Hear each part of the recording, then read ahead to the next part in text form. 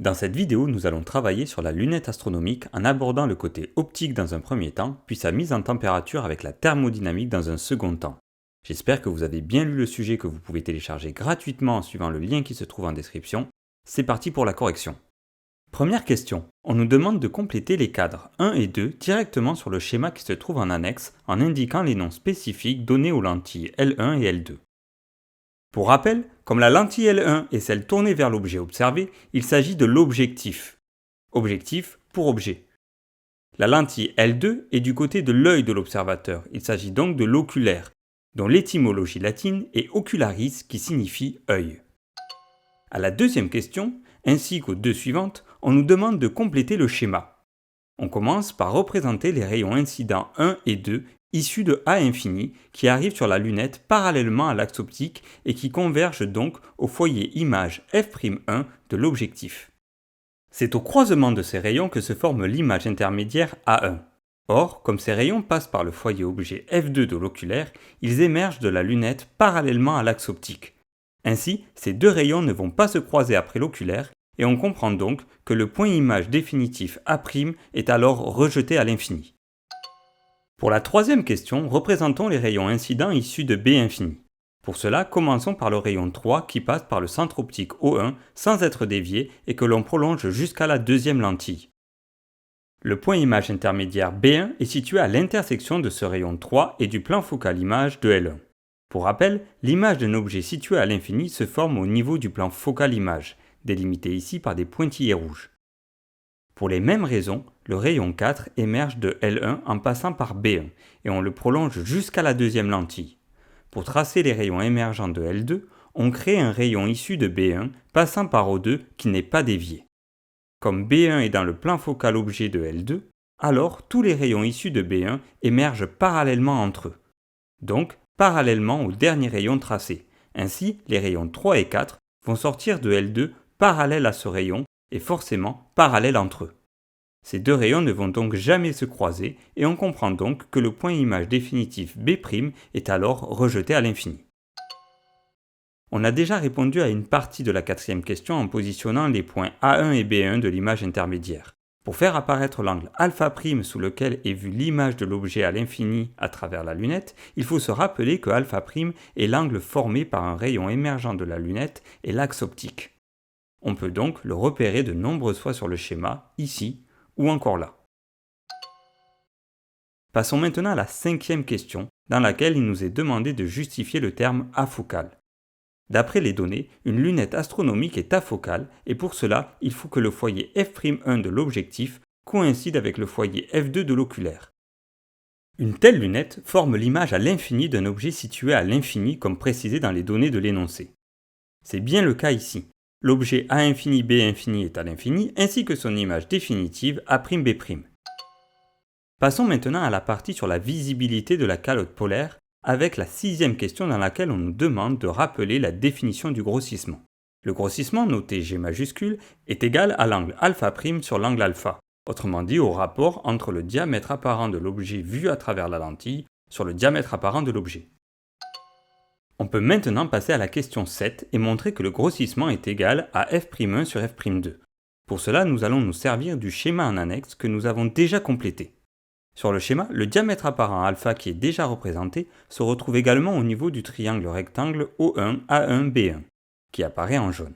Dans ce triangle, tangente alpha est égale à la longueur du côté opposé à alpha sur la longueur du côté adjacent à alpha, soit A1 B1 sur O1 A1. Or, O1A1 est égal à la distance focale f'1 car A1 est confondu avec le point f'1 foyer image de l'objectif. On se place dans l'approximation des petits angles comme indiqué dans l'énoncé, ce qui revient à dire que tangente alpha est environ égale à alpha. Maintenant, nous allons nous intéresser au triangle rectangle O2A1B1 qui apparaît en violet. Dans ce triangle rectangle, on a tangente alpha' qui est égale à A1B1, le côté opposé à alpha', sur O2A1, le côté adjacent à alpha'.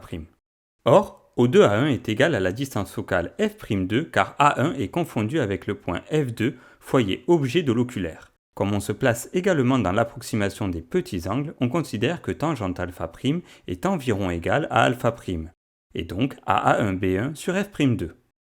Nous allons maintenant utiliser l'expression qui définit le grossissement et que nous avons vu à la question précédente, grand G égale alpha prime sur alpha.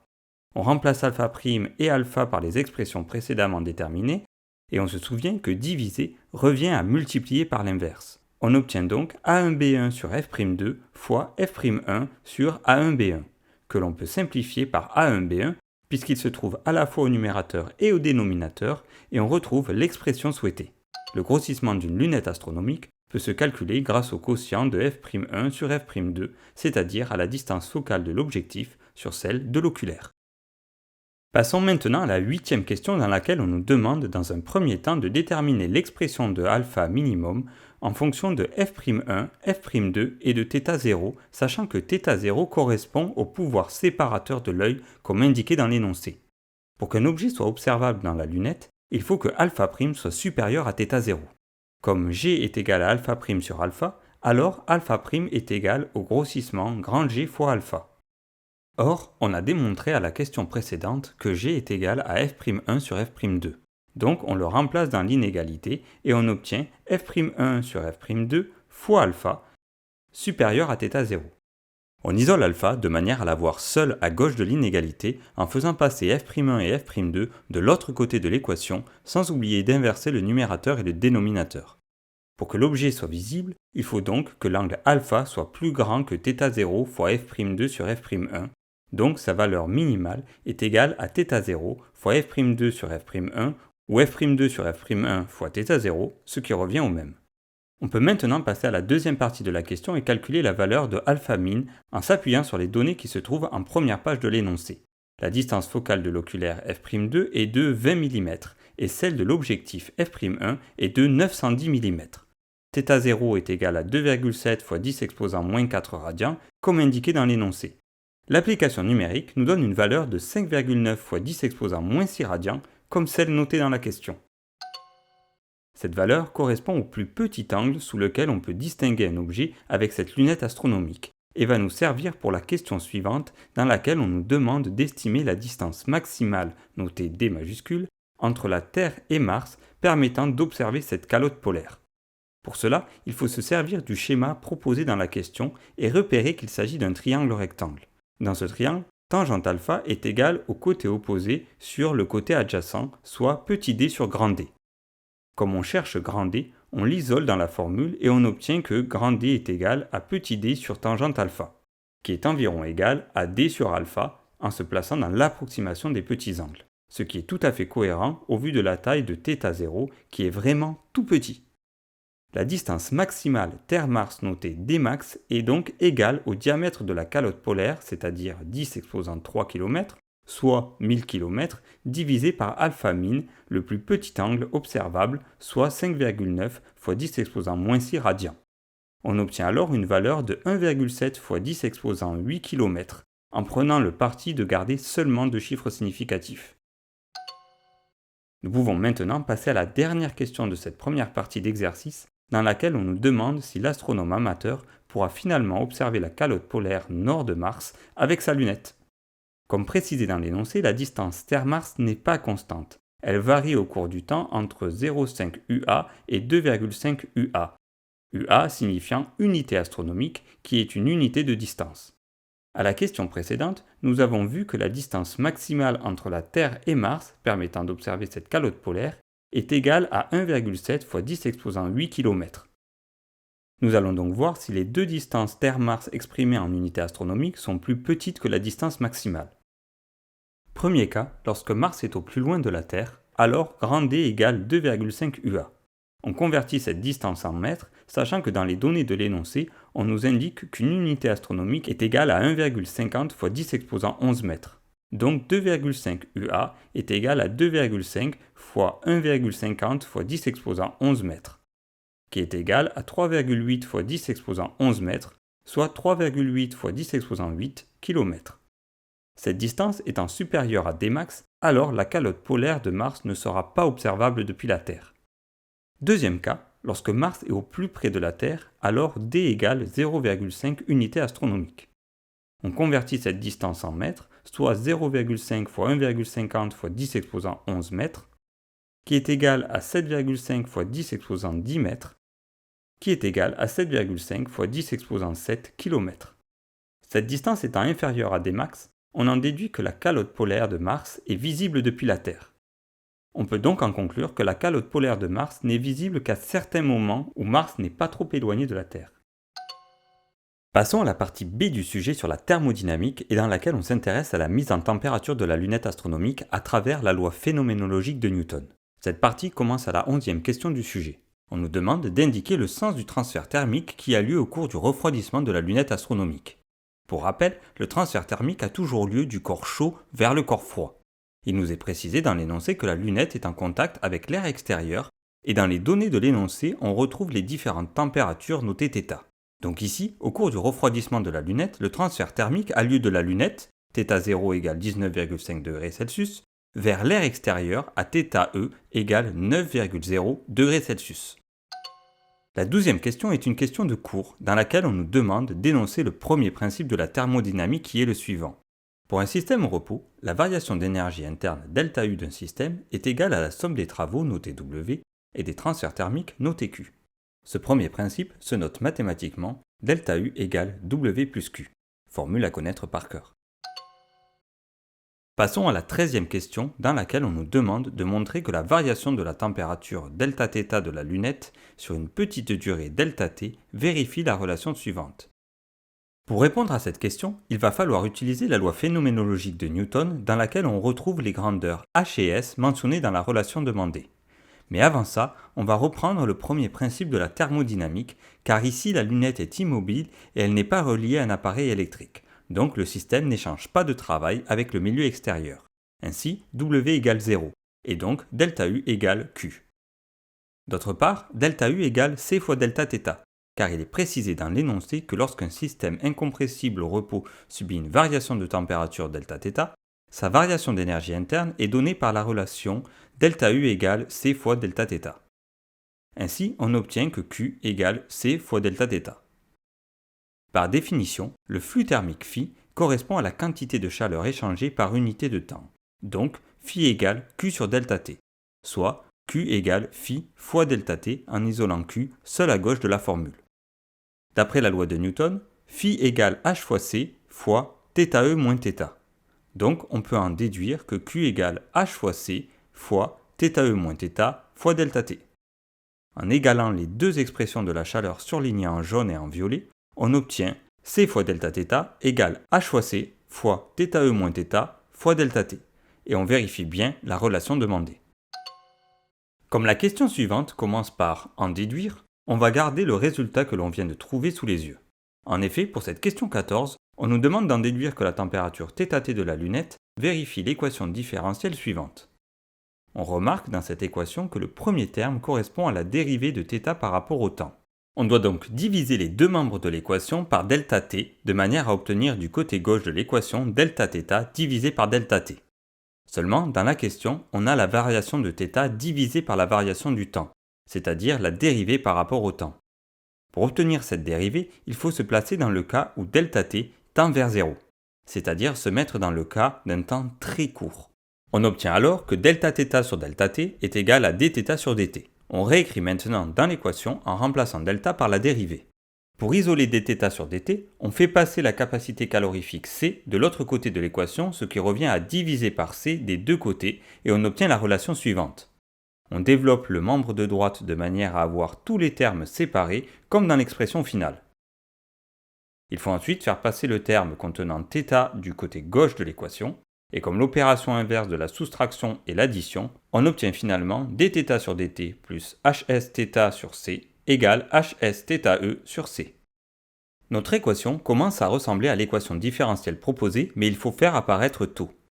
Pour cela, on pose que τ égale c sur hs. Et de cette manière, 1 sur τ égale hs sur c. Et on retrouve bien l'équation proposée après avoir remplacé hs sur c dans l'équation. Passons maintenant à la 15e question dans laquelle on nous demande d'indiquer la valeur que devrait avoir la température de la lunette à l'issue du refroidissement. Il est précisé dans l'énoncé qu'une turbulence instrumentale se produit lorsque l'instrument d'optique utilisé et l'air environnant ne sont pas à la même température. Pour éviter ce problème, il faut donc que la température de la lunette soit égale à celle de l'air extérieur. Donc dans notre cas, à θe égale 9 degrés Celsius. Dans la deuxième partie de la question, pour calculer b, il faut se servir de la solution de l'équation différentielle. Si on attend très longtemps, t tend vers l'infini. Dans ce cas, θ tend vers a fois exponentielle de moins l'infini plus b. Or, il est précisé dans les données de l'énoncé que la limite de exponentielle de moins x quand x tend vers l'infini est égale à 0, ce qui veut dire que exponentielle de moins l'infini égale 0. Si on reprend l'expression de θ, comme a exponentielle de moins l'infini est nul, alors θ tend vers b. Donc pour un temps très long, b tend vers la température d'équilibre qui correspond à la température de l'extérieur, b égale θe qui est égal à 9 degrés Celsius. On passe maintenant au calcul de la constante grand A dans la question 16. Il faut l'exprimer en fonction de θ0 et θe en raisonnant sur la température initiale de la lunette. Maintenant qu'on a calculé la valeur de b, la solution de l'équation différentielle devient θ de t égale a exponentielle de moins t sur tau plus θe. À la date t égale 0 secondes, θ de t égale 0 est noté θ0 qui est la température initiale de la lunette. En remplaçant t par 0 dans l'expression de θ de t, on obtient θ0 égale a fois exponentielle de moins 0 plus θe. Or, comme exponentielle de moins 0 est égale à 1, on obtient tout simplement que θ0 égale a plus θe. On isole a seul à gauche de l'équation en faisant passer plus θe de l'autre côté de l'équation. Comme l'opération inverse de l'addition est la soustraction, on obtient alors que a égale θ0 moins θe. En remplaçant a par θ0 moins θe dans l'expression de θ de t, on obtient comme solution de l'équation θ de t égale θ0 moins θe fois exponentielle de moins t sur tau plus θe. On peut maintenant passer à la simulation avec la question 17 dans laquelle on a utilisé la solution finale obtenue précédemment. Qualitativement, donc sans calcul, on constate que la courbe de la modélisation est très proche des points expérimentaux. On en déduit que le modèle théorique convient bien. Dernière question de cet exercice. On nous demande d'utiliser le résultat de l'optimisation afin de vérifier que la lunette peut être considérée comme à température à la date t égale 2 heures. Dans l'énoncé, il est précisé que la lunette peut être considérée à température si sa température s'écarte de moins de 1 degré Celsius de la température de l'air extérieur. On utilise l'équation de la solution de l'équation différentielle avec t égale 2,0 heures et avec les températures fournies dans l'énoncé, 10,5 degrés Celsius et 9,0 degrés Celsius, respectivement pour A et B. Taux est égal à 1414 secondes, toujours d'après l'énoncé. Quant au temps t de 2,0 heures, il ne faut pas oublier de le convertir en secondes en multipliant par 3600, car je vous rappelle que dans une heure, il y a 3600 secondes. On fait l'application numérique à l'aide de la calculatrice et on obtient 9,1 degrés Celsius. On constate alors que l'écart entre la température de la lunette et l'air extérieur est largement inférieur à 1 degré Celsius, puisque la température extérieure est de 9 degrés Celsius. Ainsi, la lunette est bien à température au bout de 2 heures. Voilà, la correction de cet exercice tombé au bac est terminée. J'espère qu'elle va vous aider dans votre préparation. À bientôt pour d'autres corrections.